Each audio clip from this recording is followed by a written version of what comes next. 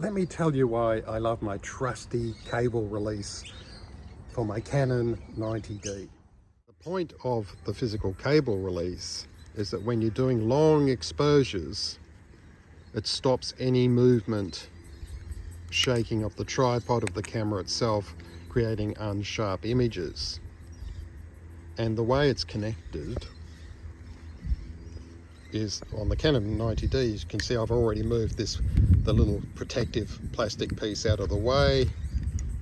Now it will vary from camera to camera, but this is very typical where you'll find, and they just plug right in there. But do check with your particular camera. But as I say, that's very typical of the location on the side of the camera there, and it just plugs in and you're all set to go.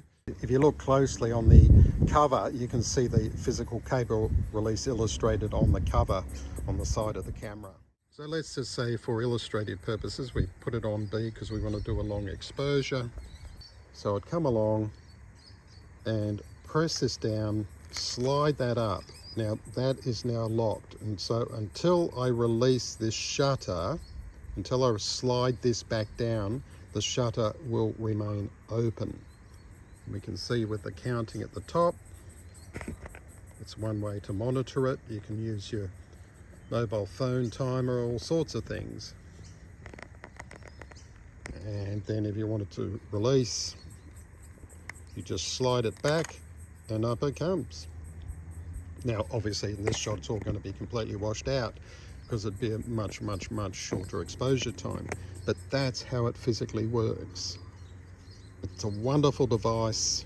There's a few reasons why I love the physical cable release.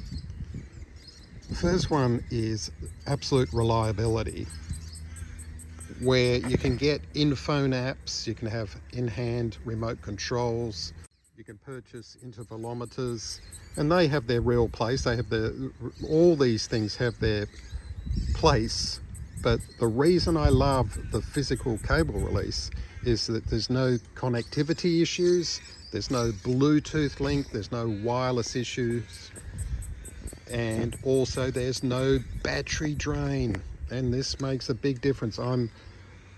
Go out and do long exposures, 2 minutes and beyond. Anything above 30 seconds is very common, and battery drain is a big issue because you're chewing through battery anyhow with long exposures. Another way to fire off with the shutter, of course, is with touchscreen. A lot of cameras, certainly the Canon 90D, the 80D, allows you to use touchscreen to fire off the shutter. This is great, but it also, it's amazing, unless you've got a really solid tripod, just how much even the smallest touch on the screen can affect movement, camera shake, sharpness. When over time where I've forgotten the physical cable release, I have found myself using the touchscreen, but on a very solid tripod.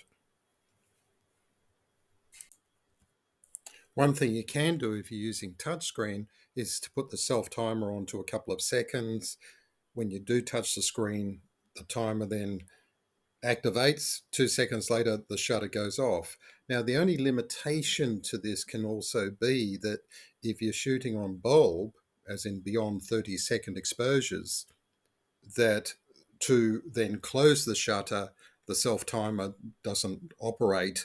It doesn't automatically shut, so you need to be touching the screen again to close the shutter.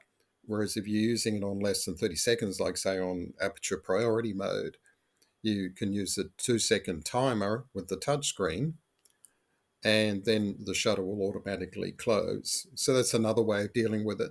But the point about this is that the thing that just keeps everything so simple and overrides everything else in my mind, so you don't have to worry about battery drain, you don't have to worry about any sorts of wireless Bluetooth connectivity issues, you don't have to worry about any settings or anything, by just attaching, which is probably the cheapest version of the lot as well, a physical cable release to your camera. And as long as you're not tugging at it or that sort of thing, or you need the distance. The only reason, one reason why you wouldn't be using it is if the cable wasn't long enough and you need it to be a distance from the camera. That can be an issue. But barring that, the physical cable release is one of the most simple, powerful tools that take out a lot of complication. If you don't need the complication, why use it?